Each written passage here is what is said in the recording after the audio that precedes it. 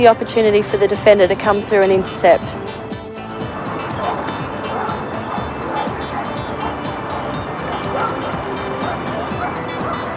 Now to the battle of the Pumas, Fremantle and Melbourne. And Melbourne have to start as favourites. They meet on neutral territory, but any clues, Anne Sargent, as to how Fremantle might dismantle Melbourne?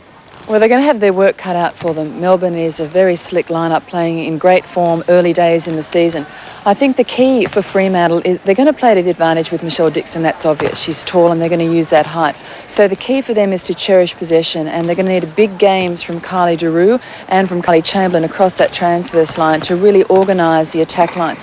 Hard to see them coming through with the goods, or I think Melbourne just too classy in all departments. Well, there's more youth than experience in this Melbourne lineup, but no one's complaining, least of all coach Norma Plummer. Southby gets a rest first up, and so Bryant and Arnott are the targets for the feeders. Megan Fleiner and Michelle Bennison know how to get it to them, and the back three of McInnes, Taverner and Jenke know all about intercepts and rebounds. 5 of the 7 are under 25. Defender Liz Taverner underlines the great depth of Australian netball. She'd be in the starting 7 anywhere else in the world and may not be far off the national honours she seeks here. Not as tall as some at 179 centimetres. Her aerial skills and anticipation are matched by few. Kylie Chamberlain and Michelle Dixon are both over 180 centimetres, Michelle considerably taller, and they could capitalise on that if the right kind of possession is forthcoming from Daru and Senor. It's the Fremantle defence that will be under the hammer. A big test tonight for the back three of Cummins, Moonchow and Ironmonger. Elsma Murillo will call the shots from the bench. A real boost for WA netball and this competition that Sally Ironmonger is back mixing it at this level. She played for Australia in '87 at the World Tournament in Glasgow at the age of 19. Her defence over the ball and strong rebounding are crucial to Fremantle's campaign.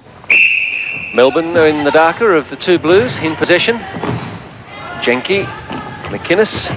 Now, with this change to Melbourne lineup, it's going to be very interesting to see if they can open this up or if not. But Bryant, and just what Norma Plummer does with the line at quarter time or half time. Yeah, I thought they might well introduce players to the game, but I was thinking maybe Danny Arnott might get the rest. She's been a little shaky in patches early on, and I thought Southby's been rock solid, that they might put Bryant up the front of Southby. Flyner's, of course, in there, very capable mid-quarter and resting legs. Ingrid Dick there in previous occasions, and Jenke and Taverner swung. I'd say that so that Taverner can play close attention to Dixon. Good luck to her. Michelle Dixon at 194 centimetres. She's as tall as Michelle Tollinaire. Chamberlain short with the first shot. Bennison, Arnott, Bryant. Danny Arnott is a beautiful mover. It's just she's been a little tentative in shots. Yeah, first couple of matches, and perhaps this is to give her confidence. 53 and 61%, the two shooting percentages for Danny Arnott in her first 2 matches. So Southby there in the middle, Ingrid Dick on the right, Susan Howie, who's not fit to play, but nice to see her making the trip. Jan Cross, Wilma Small officiating for this one. Daru. Barney's offside, wing. And this only Dixon's second match at elite level. Opening match, only 3 misses out of 26 attempts. Yeah. Pretty handy under the goal, and that's where she was all game. Bennison to Arnott. Fleiner and Bennison heading for the same corner. But good timing from Bryant then to put that offer out to Fleiner. That's the one thing that would beat Ironmonger. Strong, fast, good movement from both shooters will keep her head turning.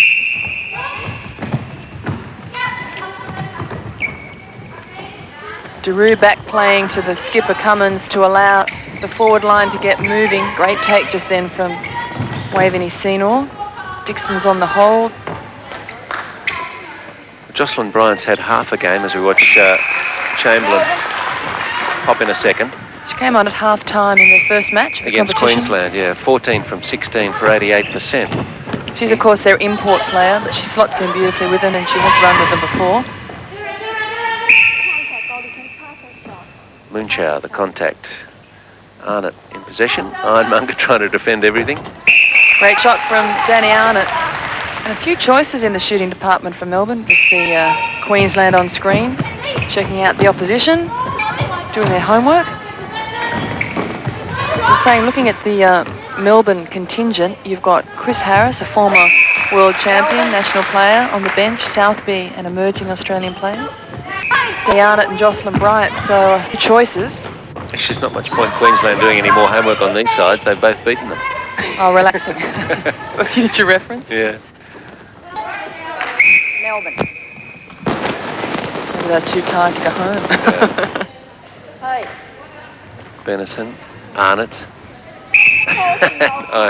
Ironmonger not liking the call. She held her ground and tried to dig in to stop the roll from Bryant, but forcing, called by Wilmer. Can you expand a little on that, Anne? Like interpretation of the forcing, when we saw, as you said, that Sally just stood her ground. I think those. But if her other player is blind to her presence, then it's still considered forcing. Yeah, the umpires, I think, would say that if you set up a position unaware to the attacking player, and therefore she's got no chance to avoid her move into you, then you're at fault. I'd also say that Small possibly saw a movement we didn't from her positioning, and that perhaps Ironmonger did tilt the hips or reposition the body to just ensure that. So I'd say it's a combination of the two. Melbourne. How good's your basketball? Like, is that a different rule in basketball to setting up the... Well, basketball's all about taking front line to the player, isn't it? And if you move, you really want to take on an attacking player straight on your front line. It's a little different.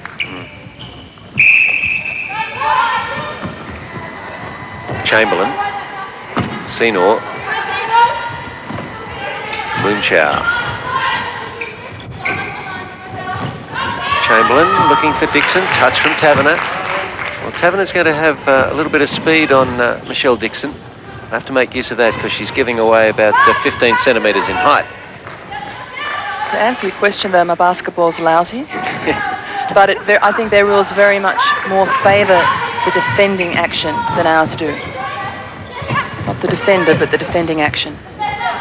Keep stressing to you, Steve, they're all attackers and they're all defenders. It's just depending on which way the ball's going. Yeah, I guess what I had in mind by asking that question was whether in basketball you're allowed to, as a defender, set up Absolutely blind. Can force it. Yeah, set up blind to the attacking player. Yeah. 6:50 left, first quarter. Melbourne just starting to establish a little bit of dominance after being held for much of the opening stanza. Bryant. Geez, that's quite a swat there from Sally Ironmonger. She goes up and has a real swing at the ball. Bryant nearly losing her head. Chamberlain. I guess if she does, there'll be a contact call. Daru. And a timeout. Oh, Benison took that comfortably. Oh, direct play. Arnott reading it well. Bad miss. Ironmonger hauls it in. Very lonely missing those ones. You feel like everybody's got attention to the closeness of the shot. Senor. Chamberlain on the dodge. Dixon is open. Hasn't seen a lot of it. And not a comfortable shot then from Dixon. We've commented before that there's no follow through on the wrist from her, but despite that she's been effective. That one was not on target.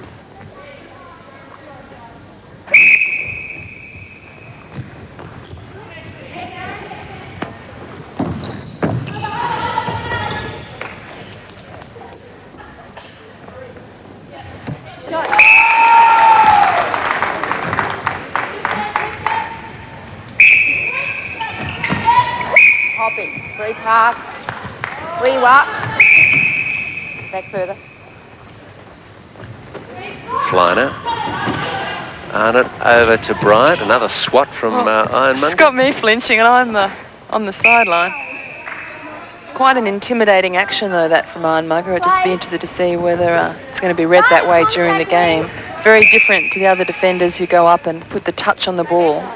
That's quite a swat that follows through on the line of the body, in my humble opinion. Bryant. And that one out of the hands, so the timing not there. Was close though. Good try.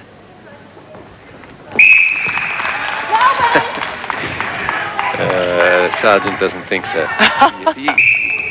You shooters. These defenders never do anything right. I just paid homage to several of them. Ironmonger not so sweet on the timing that time. It was a bit clumsy on Bryant. I think the timing is out. That's the last few we've seen have really been more intimidating than effective, and that has to adjust at this level of netball. A great game last outing for Fremantle. Really come undone, Fremantle, in this quarter around the edge of the circle in trying to find the second move from their mid-quarters onto the circle. It's been misread, and of course, with this defence line so hot for Melbourne, and the speed from McInnes outside, Taverner at the back, just can't afford those misunderstandings. Oh, nice move from Arnott. And that one's allowed. Moonchow blind to Ironmonger. Arnott just stepping in on the shot into the defensive action. This is where they've been coming unstuck before, but of course this time they've gone through the shooters and Dixon anchored well. So learning from the last few errors. A bit more patient with the feed. Now in the check shirt there is Eloise Southby's dad, Jeff. Centre of great screen. Carlton player, and above and to the right in the blue shirt, Richard Agus and his wife Joan, parents of Kylie DeRue. Probably not sitting together because they're barracking for opposing teams. They may not have met. That's right. Made the trip to Tasmania. Both of them attaching a bit of leisure time to the netball.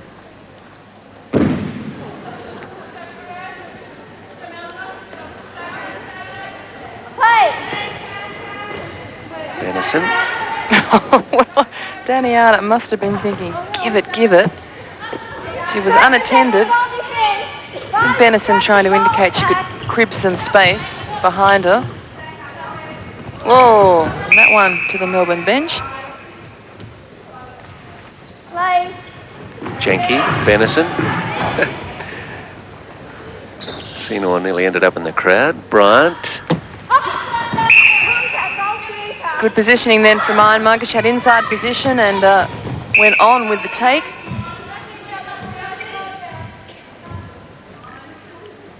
Well, Fremantle a little starved of possession in their attacking goal third. They haven't sent it down there too often in the last 5 minutes. It's almost 2-1 possession in favour of Melbourne. Kylie Chamberlain's put up 6 from 7. Dixon has only seen the ball 3 times. She scored 2 of those, so Dixon, who looks to be such a threat, they're not making use of. It's been all Chamberlain in Fremantle's attack.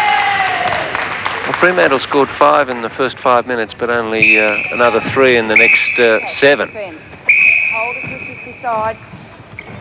It's just breaking down about here. Over the top for Dixon. That's a better feed from DeRue. And a good shot from the youngster. And the patience here on the feed from Kylie DeRue puts it up over the top of Jenke, and Dixon makes good. Contact is against Leona Moonchow. Arnott. Sweet shot from Danny Arnott.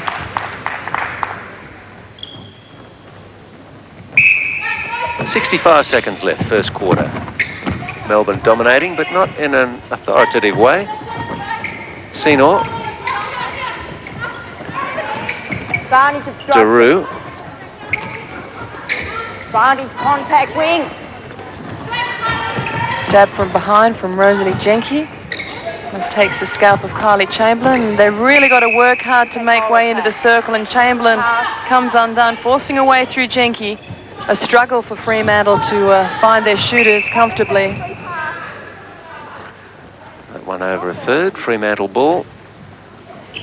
And if they can work it down to the circle a little better than they have been, there's time enough for their 10th goal.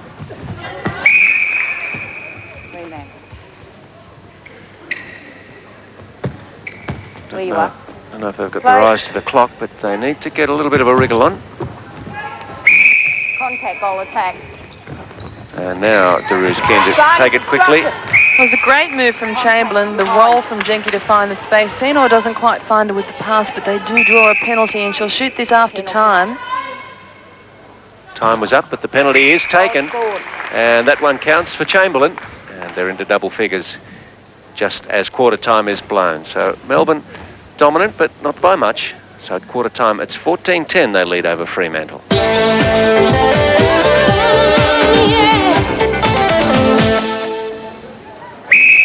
Benison for Melbourne starts us off in the second. Jenke into the corner for Arnott. Read by Ironmonger. Stopped the initial drive. Melbourne in that first quarter really did have a wealth of possession if they'd converted it a little better. Yeah, the stats is always telling us a story. The accuracy with Fremantle, the possession with Melbourne, 9 from 14 for Bryant, only 64% and only 62 for Danny Arnott at 5 from 8. Fremantle starved of possession, but they've made good use with only 2 misses between their shooters. Misunderstanding between Senor and Chamberlain led to the turnover. Having a good try to regather. Goal third.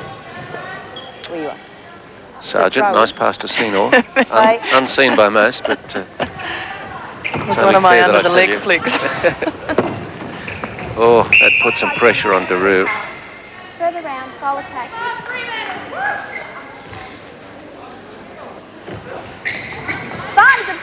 Off the leg of McInnes. I don't know if it was intentional from McInnes. No. She happened to be where the ball was passed.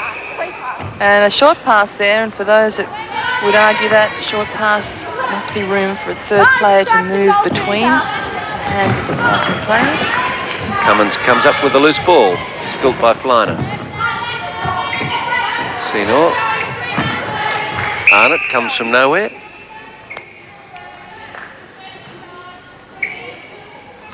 Play.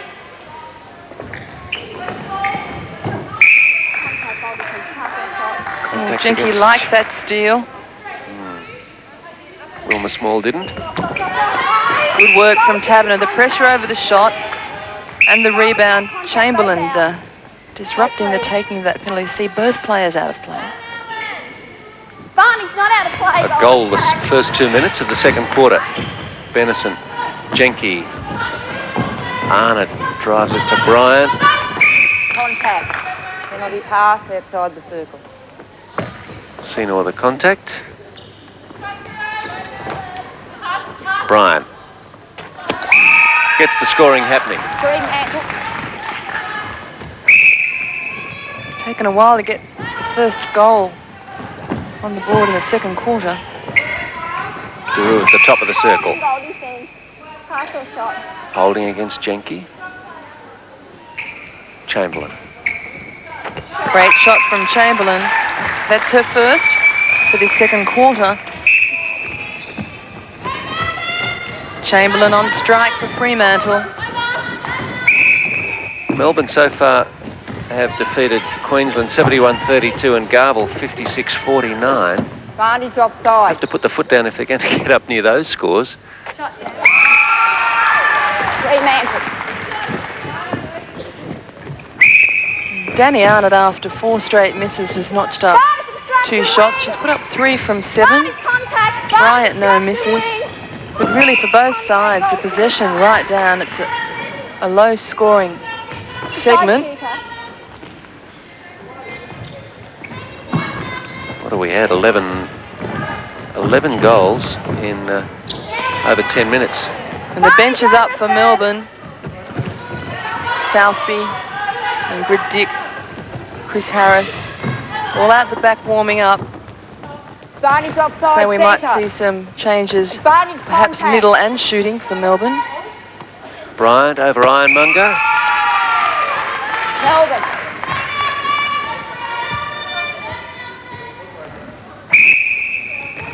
Tussle at the top of the circle. Benison holds the ground with the penalty, offloads to Bryant. Contact. Pass or shot. Bryant once more.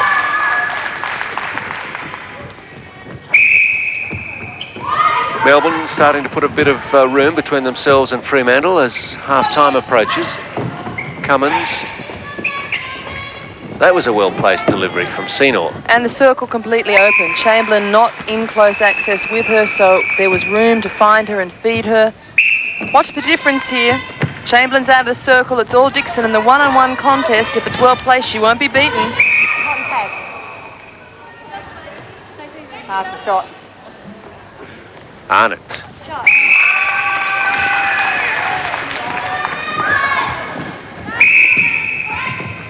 7 the lead for Melbourne. 3.5 left till the long break. Senor. Cummins lost the handle. Contact goal. Fremantle. Well, Cummins was close to playing it on the ground there. Daru. Chamberlain. Now, what I'm noticing in the contest between Dixon and Taverner, when Chamberlain is shooting, that Taverner has got the right position every time. She's just outmanoeuvring Dixon at the post. Yeah, Dixon is just so green at this level of netball. She's really not played anywhere near this. So talk about her first outing the other night against Queensland for so few misses. She's done an admirable job because it's all ahead of her in the learning department. Step there, denying Melbourne the goal. Yeah. And she is up against one of Australia's informed defenders in Taverner, Daru. Taverner, by rights, have to be forcing away into the national team in the near future. Takes the rebound on cue. Contact centre. Centre third, Melbourne. Daru Wing attack. sees the opportunity, but a touch late on the challenge. A slap from Ironmonger behind Bryant. Melbourne looking for an 8-goal lead as we get into the last 2 minutes of the quarter. McInnes picks up the scraps. Flyner, top of the circle.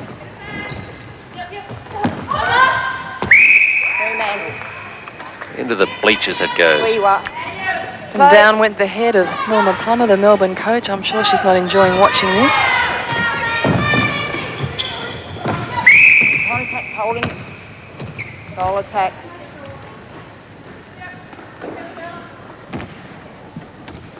Ball has to be retrieved. Ironmonger will play it. Where you are. Cummins, Daru. Oh, good offload from Sina, who was under pressure from McInnes, but the reply from the Melbourne captain and everybody's down. Some bodies flying in all direction. Just off the ball, out of camera shot. Daru and McInnes helping each other up. I don't think there are two fairer players going around. Barney's breaking. Last minute, second quarter, Bryant. She's closely attended by three. There has to be someone else available, but still Ironmonger comes up with it.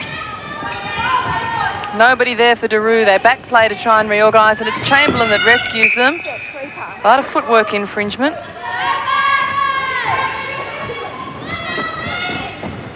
Dennison. Oh, nice play there. Well read by Arnott, who swung it on Bryant's move to the post. So the front Melbourne three looking to get Norma to change her mind about any changes. Better understanding. See Bryant clear the move, pick up the backspace on the base. Certainly the best Melbourne thrust of the quarter, I think, that last one, but Norma Plummer might have some changes in mind. Melbourne have managed to double their quarter-time lead, but not terribly convincingly. At half-time, Melbourne lead Fremantle 25 goals to 16.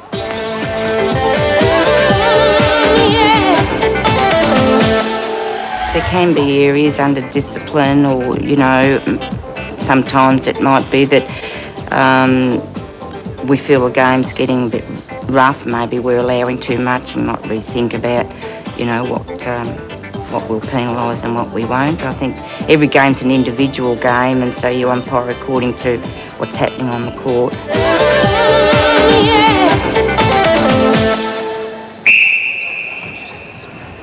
A new centre for Melbourne in Ingrid Dick, as she replaces Michelle Bennison.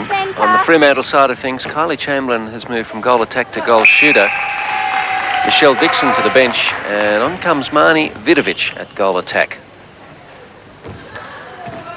And quick look at the stats sees across the board for the goal attacks, only 50% accuracy for Melbourne at Danny Arnott, 4 from 8, and for Fremantle it was Kylie Chamberlain with only 50%. She, as Steve said, has moved back to shooter.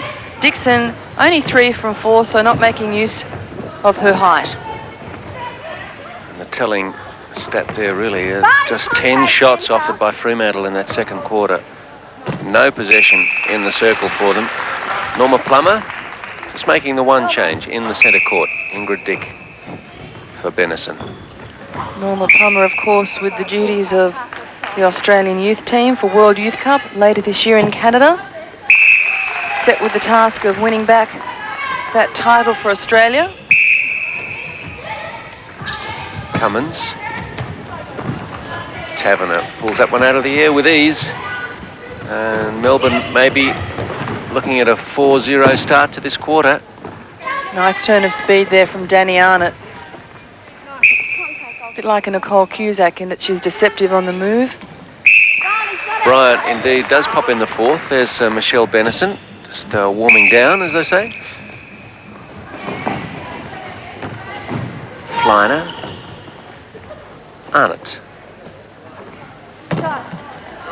Drops nicely for her. 5 straight for Melbourne.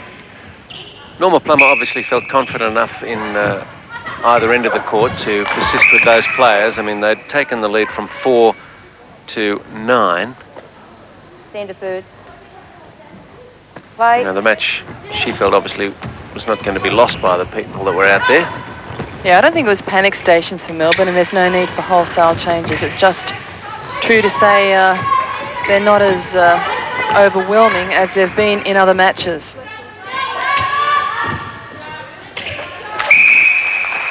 Melbourne. Elsma Murillo, the Fremantle coach on the right.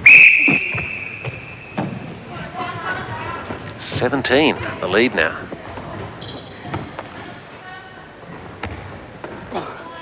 Bryant.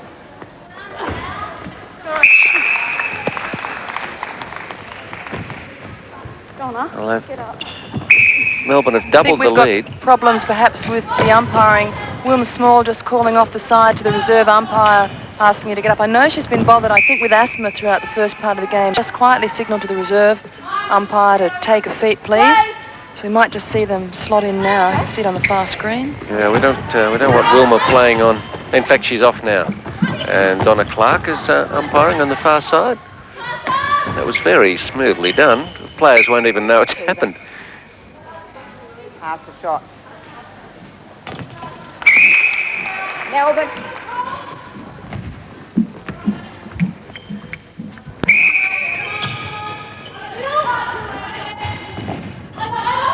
Fleiner.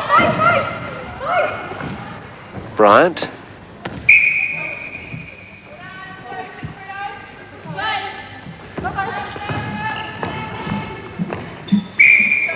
Bryant.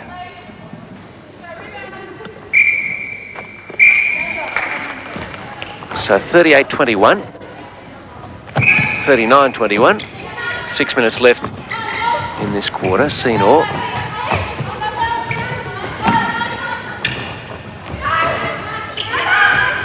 Vidovic offers it only to McInnes. Ingrid Dick. Oh, well, sure she didn't get rid of that before the foot hit the ground, but it was quite nicely done, and I think she just tricked everybody, did Ingrid Dick. Ingrid of the flashing feet. Daru. Vidovic.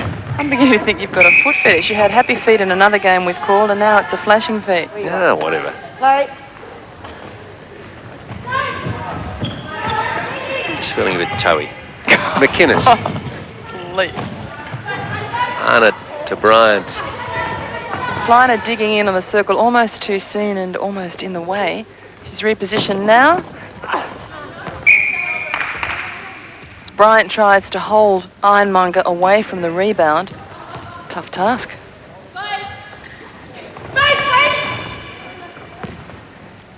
Bryant certainly not imposing by her stature, but very effective. She's a slight build. There's Donna Clark, who's filled in for Wilma Small. And a well-drilled pool of umpires. Oh, yeah, it was a good, smooth transition. We have Wilma's okay. I'm sure she just needed a trip to the Ventolin and she'll be fine. And Melbourne move it around. Slick hands, Arnott to Bryant. 4:20 left, third quarter. 20 the lead from Melbourne. And this is the outfit we watched and enjoyed through the first 2 games.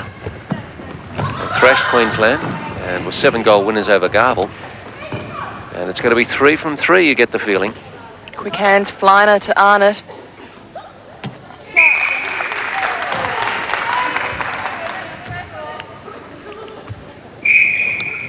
Swings it across the court. Arnott meets a little bit of opposition, but quick timing between Fleiner and Arnott. Arnott once more. Well, the shooting for Melbourne's so impressive. They'll rejoice in the amount of possession they've had, but 9 from 11 for Arnott, 9 from 9 for Bryant. So a scoring spree for Melbourne. And here they go again. Jenke to Fleiner, Fleiner to Bryant. And to Ironman. Footwork. Oh, Sal. Little hop. Arms everywhere over Bryant. She just tries to draw a bit of room. See, that's what I think the umpires do well. There's so much to watch to even be able to pick up the little footwork infringements. Ooh, I ducked. Yeah. I was out of there then. We felt that one. Ironmonger brave to the ball and wins the I have to say, decision. though, our statistician Mary Jane did not bat an eyelid. No, absolute confidence. Taverner, I think, thought she got the worst end of that. Was hipped into, I think. Yep. Yeah. She got the... Fremantle. And just watch Sally Ironmonger clean them up and separate them. Brother John be pleased with that one. Strong mark. Former ruckman. Fremantle.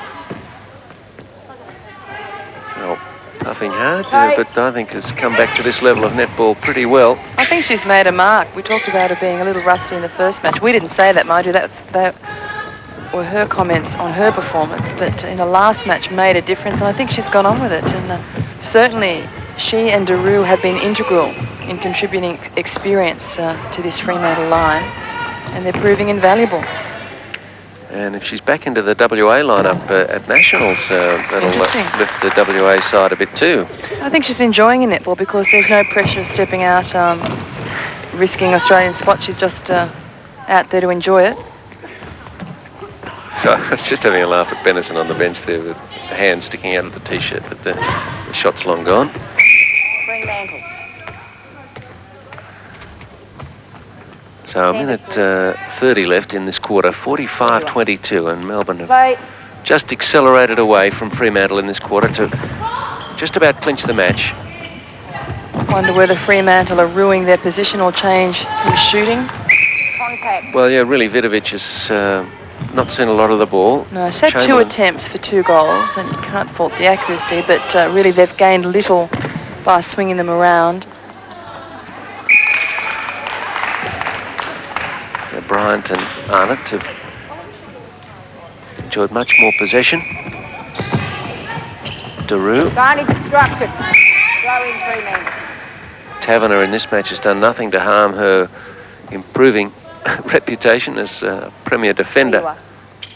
Fight. She's had 2 opponents and betted them both, I think. Oh, good work, Senor to Chamberlain. Deserved a goal and got one. Fremantle, gathered in by Sino over the top. She was sided with the on-court action and she found Chamberlain. Really important in that instance that you don't just chase the ball and hoy it in the air, but that you try and get a glimpse of what's happening on court on your stretch to the ball, because it can be turned around constructively. Peripheral vision, all important. Timekeeper's up. And a 9-goal half-time lead has ballooned out to 24. So Melbourne comfortably in control of this match as they take their last break, 47-23.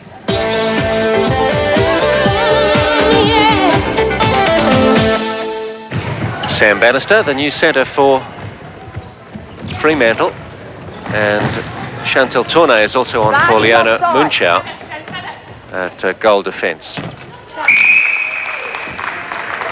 Looking the changes on the Melbourne side, can't see any. So, any stats? Third quarter stats, a nightmare for Fremantle. Only 9 attempts at goal. They made good with most of them, but compare that to the 25 that Melbourne enjoyed, and of course only 3 misses between the 2 Melbourne shooters. It's a dream come true for Melbourne and a shocker for Fremantle. Arnott.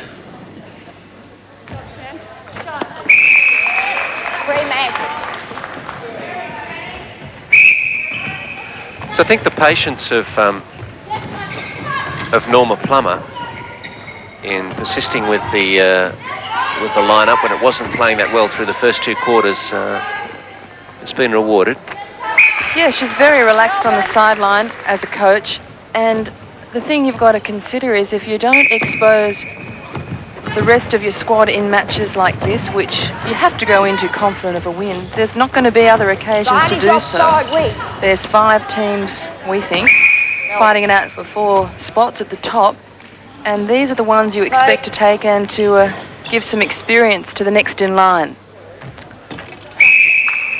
That's Arnott again. 3.5 minutes left in the match. Jenke, Fleiner.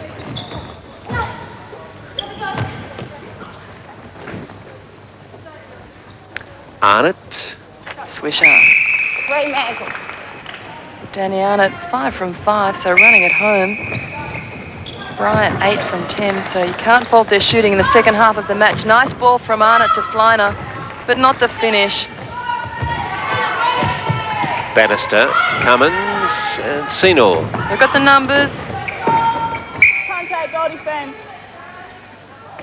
Vidovic, short. Yeah, she's poked at that one. Not the full extension on the follow through. And I think more concerned with trying to fake Jenke out of the picture. Well, Jenke wasn't a serious challenger for the first fake. Should have let it go. Bryant. Melbourne.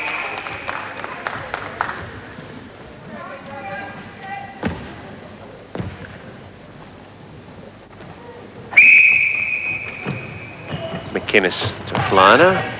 Fleiner holds that one up. She's conscious that the last feed was down the throat of Ironmonger. I prefer this one to be into Melbourne hands. Bryant now.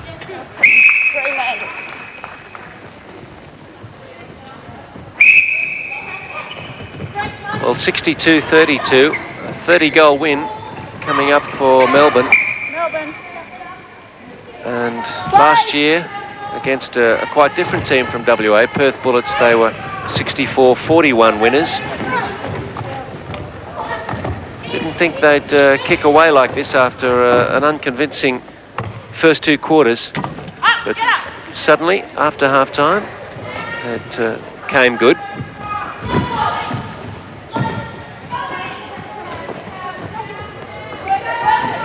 And the big plus for Norma Plummer, the Melbourne coach, out of this is that she's got some players on court that, if required, have had at least a full game out there in Megan Fleiner, Jocelyn Bryant. Contact keeper. That's against Ironmonger. Goal scored. Melbourne.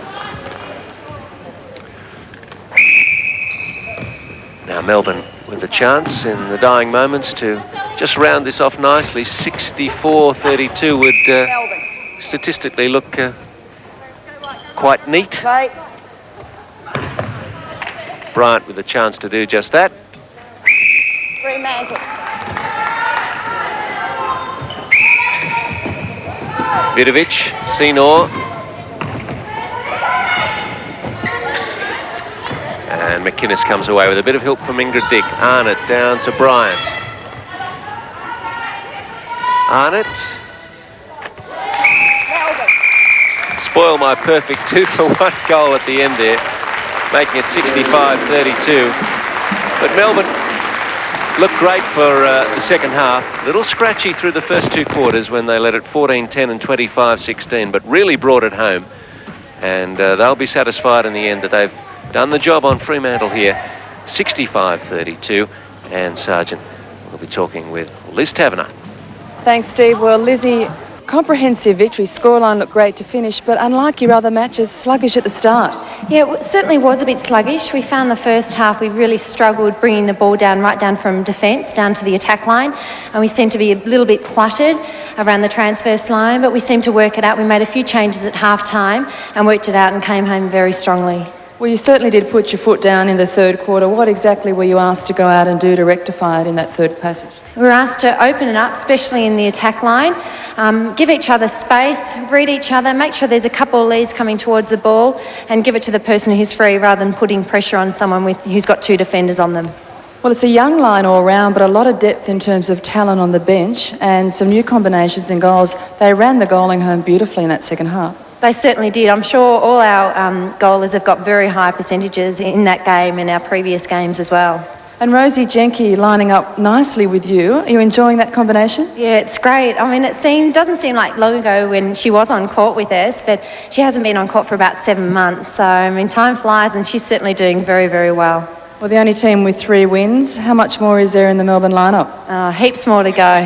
Annie, don't worry. We've got plenty of time left, to improve our game. We've got finals coming up not till the end of April, so... Well, good form early on. Congratulations with that. And before you go, congratulations once again publicly on the Prime Minister's scholarship for the Minister for Sport Award. Thank you very much, Annie.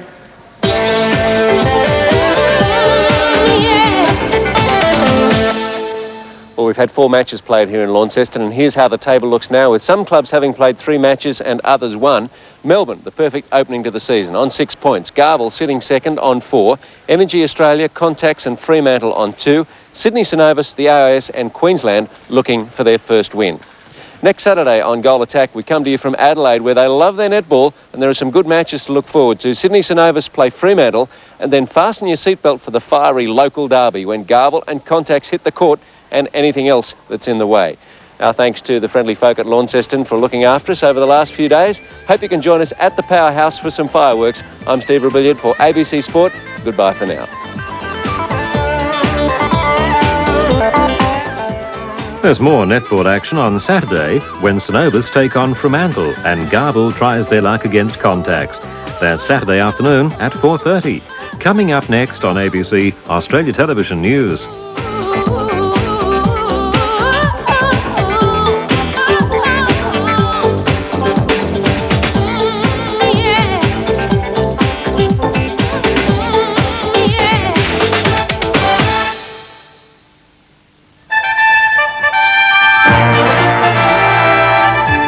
From Darwin, Australia, live by satellite across Southeast Asia, this is the Australia Television News.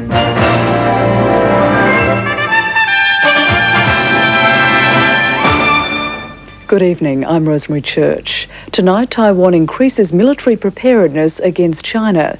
Australia moves to improve relations with Malaysia, and police search for a motive after the massacre of 16 schoolchildren in Scotland. Taiwanese President Lee Teng-hui has visited the frontline island of Penghu, close to where China is carrying out controversial missile tests. A second Taiwanese protest vessel, manned by members of the opposition Democratic Progressive Party, today also sailed into the Chinese test zone. Taiwan has reportedly increased its own naval and air patrols in response to the Chinese threat. Taiwan remains defiant in the face of China's threats, stepping up its own air and naval patrols in the narrow Taiwan Strait. After China fired its 4th missile yesterday, it was reported that in the past few days, Taiwan has been testing surface-to-air missiles of its own. We understand these tests and exercises are meant to be an intimidation and harassment to impact our presidential election on the 23rd of March. China wants to suppress any Taiwanese moves towards independence. But President Lee Teng-hui has defiantly left to campaign on Penghu Island, the closest island to the mainland, not far from where the Chinese exercises are taking place. Taiwanese troops have recently carried out exercises on the highly fortified island, simulating responses to air attacks by China.